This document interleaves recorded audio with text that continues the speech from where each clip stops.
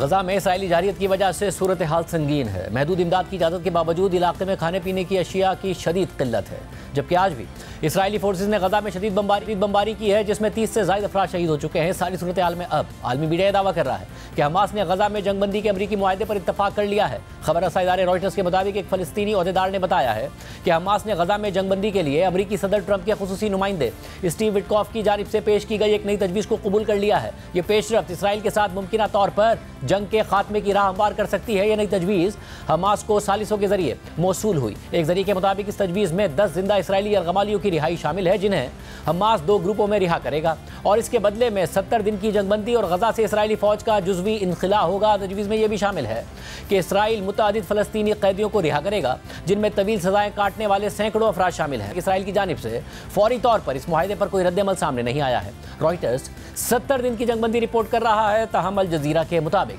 मुआहदे में 60 दिन की जंगबंदी शामिल है और इसके तहत 10 जिंदा यरगमालियों की रिहाई के साथ साथ चंद अफराद की लाशें भी वापस की जाएंगी। बदले में फ़लस्तीनी कैदियों को 2 मराहिल में रिहा किया जाएगा। पहले मरहले में 5 इसराइली यरगमालियों को रिहा किया जाएगा, जबकि बाकी 5 को जंगबंदी के 60वें दिन रिहा किया जाएगा। अल जज़ीरा के मुताबिक इसराइली हुक्काम ने खबरों की तरदीद कर दी है। उनका कहना है कि अगरचे मुज़ाकरात जारी है, लेकिन इसराइल ने किसी बात पर इत्तफाक नहीं किया और उनके इल्म में यह भी नहीं है कि हमास ने किसी तजवीज़ को मंजूर किया हो। अल जज़ीरा के ज़राए के मुताबिक तजवीज़ के तहत सदर ट्रंप इस मुआहदे की ज़मानत देंगे और इसराइली फ़ौज की गजा से इनखिला को यकीनी बनाएंगे। तजवीज़ में मुआहदा नाफिज होने के पहले दिन से ही गजा में गैर मशरूत इंसानी इमदाद की फराहमी की ज़मानत शामिल है। ज़राए का कहना है कि ट्रंप के खुसूसी नुमाइंदे स्टीव विटकॉफ ने यह मुसविदा इसराइली हुकूमत को भेज दिया है और उनके जवाब का इंतजार किया जा रहा है। रॉयटर्स ने एक इसराइली एहलकार के हवाले से बताया है कि उन्होंने जंगबंदी की इस तजवीज़ को मुस्तरद कर दिया है। इसराइली एहलकार ने खबर रसा एजेंसी को बताया कि कोई भी जिम्मेदार हुकूमत इस किस्म के मुआहदे को कबूल नहीं कर सकती। उन्होंने हमास के इस दावे को भी रद्द कर दिया कि यह मुआहदा अमरीकी तजवीज़ से मुताबिकत रखता है। इस सारी सूरत हाल में गजा में इसराइली जारियत हर गुजरते दिन के साथ शिद्दत इख्तियार कर रही है। इसराइली फोर्सेस सिविलियंस को बराह रास्त निशाना बना रही हैं और हालिया हमलों में गजा के बच्चे और अस्पताल खास तौर पर इसराइली जारियत का शिकार है। इस सारी सूरत हाल में इसराइली फ़ौज ने ऐलान किया है कि वो गजा के 75% हिस्से पर मुकम्मल कब्जा करने का इरादा रखती है। हालांकि गजा की हुकूमत के मुताबिक 77% तक गजा पहले से ही इसराइली फोर्सेस के कंट्रोल में है। इसके अलावा सख्त आलमी दबाव के बाद इसराइल ने गजा में तकरीबन 3 माह बाद महदूद पैमाने पर इमदाद दाखिल होने की इजाज़त दे दी है। ताहम अब भी गजा में खाने पीने की अशिया की शदीद किल्लत है, जबकि इसराइल गुज़िश्ता कई दिनों से गजा में इमदाद की तकसीम के लिए एक नया मनसूबा पेश कर रहा है, जिसके तहत वो प्राइवेट कॉन्ट्रैक्टर्स के जरिए गजा में अपनी निगरानी में इमदाद तकसीम करेगा। ताहम अक़वाम मुत्तहिदा समेत मुख्तलिफ आलमी इदारों ने इसराइल के इस प्लान पर शदीद तनकीद की है, जबकि अब इस प्लान में शामिल एक NGO के सरबराह ने भी इस्तीफ़ा दे दिया है। जुमे को गजा में होने वाले एक दिल दहला देने वाले वाक़े का जिक्र करते हैं, जिसमें इसराइली फोर्सेस की एक स्ट्राइक में एक ही ख़ानदान के 10 में से 9 बच्चों को जलाकर शहीद कर दिया। जुमे को इसराइली फोर्सेस ने गजा में एक डॉक्टर अला नजर के घर पर फिजाई हमला किया, जिसमें डॉक्टर के 10 में से 9 बच्चे शहीद हो गए।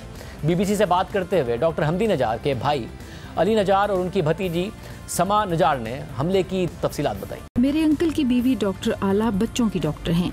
वो बच्चों का इलाज करती हैं और एक लम्हे में उनके अपने बेटे और बेटियां याह्या, सिद्रा, लुकमान, सादेन, रिवाल, जिब्रान सब उनके हाथों में दम तोड़ गए।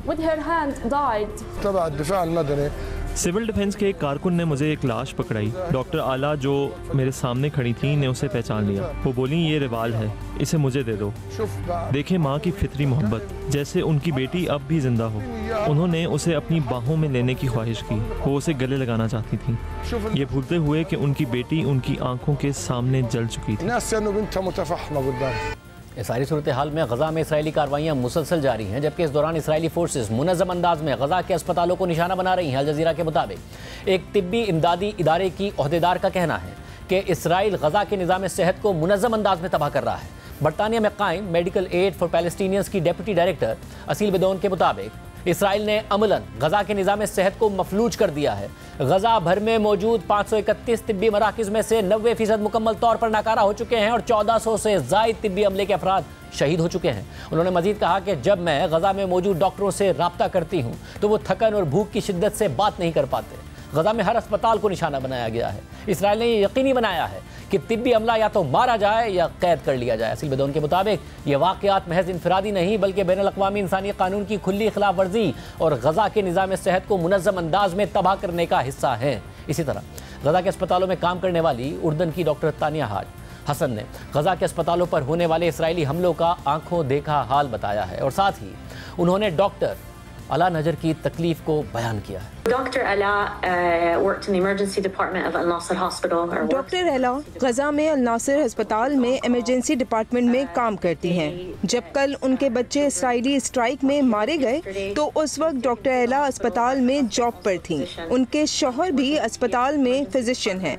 कल डॉक्टर अला ड्यूटी पर थीं कि उनके शौहर काम खत्म करके बच्चों के पास घर वापस पहुंचे तो घर पर हमला हो गया। फिर डॉक्टर अला को अस्पताल में बुलाया गया कि उनके बच्चों की लाशें शनाख्त के लिए अस्पताल में लाई गई हैं और फिर डॉक्टर अला हमारी एक साथी के साथ अपने बच्चों की शनाख्त के लिए गईं। हमारी जो साथी डॉक्टर अला के साथ गई थी, उन्होंने मुझे बताया कि वो लाशों को नहीं देख पा रही थी क्योंकि वो इसराइली स्ट्राइक के बाद इस हालत में आ गई थी कि पहचानी ही नहीं जा रही थी। डॉक्टर अला के साथ वहाँ जितने भी साथी डॉक्टर्स मौजूद थे वो सब रोने लगे।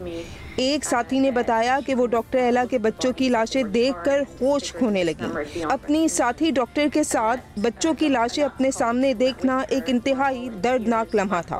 फिर उसके बाद 2 मजीद बच्चों की लाशें डॉक्टर अला के घर मलबे से निकाली गईं, मगर वो लाशें भी जल चुकी थीं और पहचानने के काबिल नहीं रही थीं। डॉक्टर अला के 10 बच्चों में से सिर्फ एक बच्चा बचा और उस बच्चे को सर्जरी से गुजरना पड़ा। डॉक्टर अला के शौहर इस वक्त ICU में हैं और उनकी हालत बहुत नाजुक है। मैं बस ये कहना चाहती हूँ कि ये सब नया नहीं है। इसराइल ये सब पहली दफा नहीं कर रहा। ये एक बार बार दोहराए जाने वाला अमल है जिसमें मासूम शहरियों और हेल्थ वर्कर्स को टारगेट किया जाता रहा है। 1400 से ज्यादा हेल्थ वर्कर्स अब तक मारे जा चुके हैं। ये तादाद सिर्फ हेल्थ वर्कर्स की है, जबकि उनके घर वालों के मारे जाने की तादाद इसके अलावा है। मैंने गाजा में जितने भी डॉक्टर्स और दीगर अमले के साथ काम किया, उनमें हर एक का कोई न कोई रिश्तेदार जरूर था जो इसराइली फौज के हमलों में मारा गया था। अभी गुज़िश्ता दिनों जब मैं गाजा में ही काम कर रही थी तो अस्पताल में मेरा एक साथी था जिसके खानदान के ज्यादातर अफराद पिछले साल मारे जा चुके थे।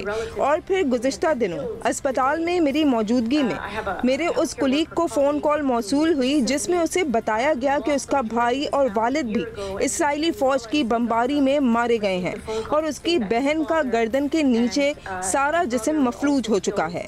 इसका मतलब ये है कि मेरे कुलीग की पूरी फैमिली या तो मारी जा चुकी है या फिर उनकी जिंदगी मफलूज हो चुकी है। हम उन लोगों को क्या बताएं और कैसे बताएं कि आज तक बार बार हर रेड लाइन को क्रॉस किया जा रहा है मगर कोई इसे रोकने को तैयार नहीं है। BBC के लिए नामवर प्रोड्यूसर्स के एक ग्रुप ने डॉक्यूमेंट्री बनाई जो कि हेल्थ केयर वर्कर्स पर हमलों के हवाले से थी। इस डॉक्यूमेंट्री का नाम मेडिक्स अंडर 5 है और उसकी प्रोडक्शन अब कई माह से ताखीर का शिकार है।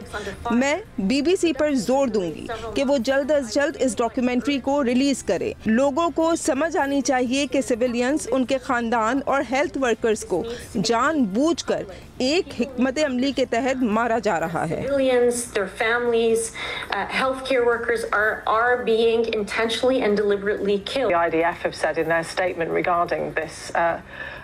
डॉक्टर तानिया हसन, इस्राइली डिफेंस फोर्सेस का कहना है, हमने सिविलियंस को पहले ही उनकी हिफाजत की खातिर हमले से पहले इस इलाके से निकाल लिया था और वो इस दावे का जायजा ले रहे हैं कि स्ट्राइक में सिविलियन मारे गए हैं। आप खुद गजा में अस्पताल में काम कर चुकी हैं और मैं आपकी आवाज़ में दर्द महसूस करती हूँ। आप अपने तजुर्बे की रोशनी में गजा के हालात के हवाले से क्या कहेंगी?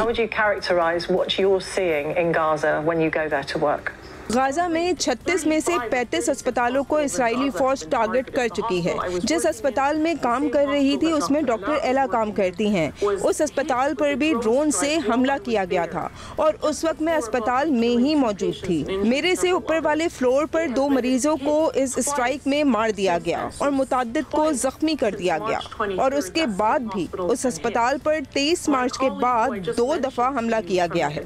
जिस कुलीग का मैंने जिक्र किया था उसने मुझे फोन किया और रोते हुए मैसेजेस भेजे और मैं उसका मैसेज आपके सामने पढ़ देती हूँ। उसने कहा कि सारी रात और सारा दिन दहशत तारी है और खौफ का समा है। मेरी उस कुलीग की भी आधी फैमिली इसराइली हमलों में मारी जा चुकी है। उसकी बहन और बहन की पूरी फैमिली मारी जा चुकी है। उसने कहा कि हम अपने प्यारों को याद करते हैं मगर हमारे पास उन्हें याद करके गम मनाने का भी टाइम नहीं है। बच्चों का वार्ड भर चुका है मगर इन छोटे बच्चों का आखिर जुर्म क्या है? और ये वो हकीकत है जो मैंने अपनी आंखों से गाजा में देखी थी।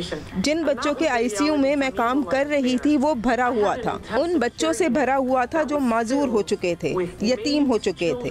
उनमें वो भी थे जिनका पूरा खानदान मारा जा चुका था और सिर्फ वही जिंदा बचे थे। जिनके वालिदैन जिंदा बच गए थे वो भी अपने बच्चों को देखने नहीं आ सकते थे क्योंकि वो खुद जख्मी हालत में बराबर वाली बिल्डिंग के आईसीयू में जेर इलाज थे।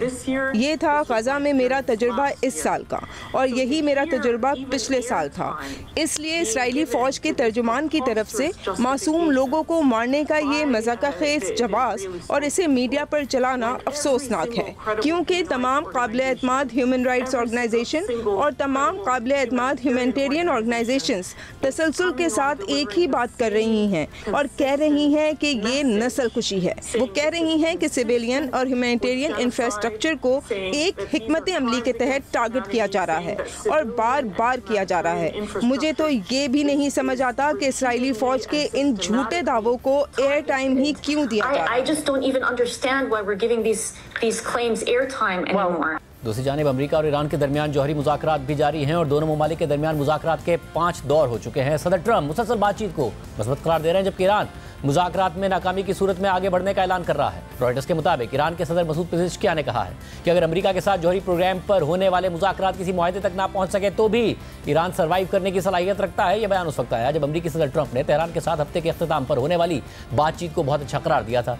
सदर मसूद पेज़ेश्कियान ने ईरान की सरकारी मीडिया को बताया कि ऐसा नहीं है कि अगर वो हमसे मुज़ाकरात से इनकार कर दें या पाबंदियां आयद कर दें तो हम भूख से मर जाएंगे, हम जिंदा रहने का रास्ता तलाश कर लेंगे।